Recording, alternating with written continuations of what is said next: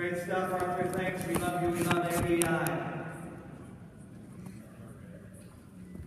I bet that some of you, over the last 2 or 3 years, have participated in a project of Western Conservative Summit and Centennial Institute called Conservative Persuasion Boot Camp. Who's been to one in your community or one at the summit? Just raise hands. I bet there's a lot of you out there. I want you to meet the founding mother of the Conservative Persuasion Boot Camp idea. She writes the Think Again column for the Times newspaper in progressive occupied Aspen, Colorado, her hometown, where she's a businessman, woman, a mom, wife of the volunteer fire chief, honors graduate of leadership program of the Rockies, and out of the Conservative Persuasion Boot Camp through a nonprofit continuing the mission. It's called Engage to Win. To tell us about it now, welcome my friend Melanie Sturm.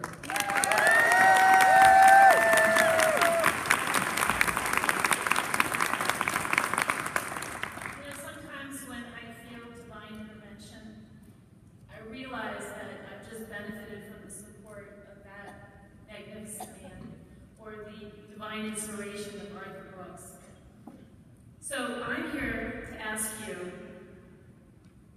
do you want to engage to win in order to spread our morally superior formula for humanity? Yes. Anyone above my table right there? Do you want to reverse the misperception that we are uncaring, bigoted extremists? Yeah. Because I'm here to persuade you that by influencing people in our networks, we can reclaim our political culture, one impressionable person at a time. If it can be done in Aspen, it can be done anywhere. The key, Jack Kemp's truism.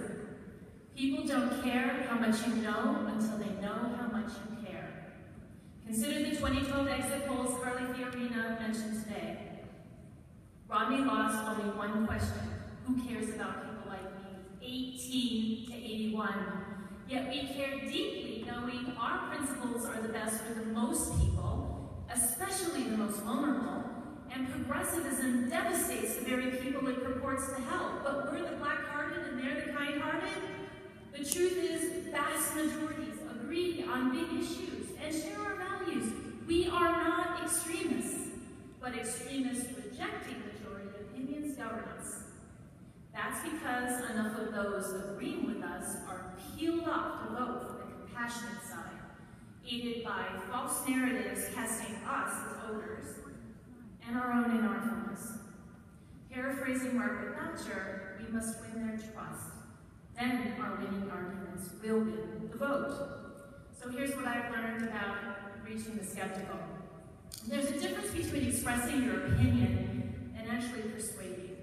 Persuasion is a journey toward a unifying conclusion. We speak to everyone when we appeal to compassion and fairness.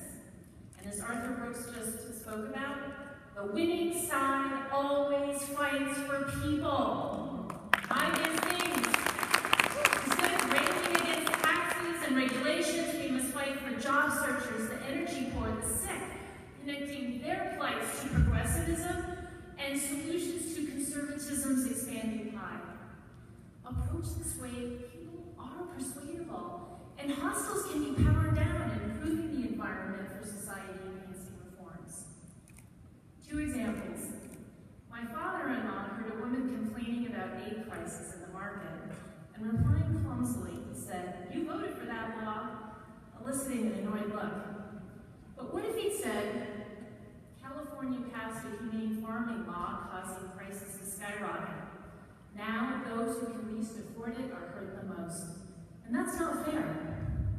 Second, instead of denouncing unsustainable entitlements, we can argue it's unfair young workers paying into the system won't get those benefits when they retire. To learn how I apply these lessons to the most controversial issues, check out my column website, thinkagainusa.com. You can subscribe and get it by email so you can forward it on saying, "Look what's in the Liberal Aspen Times." workshop, Engage to Win, to your conservative community.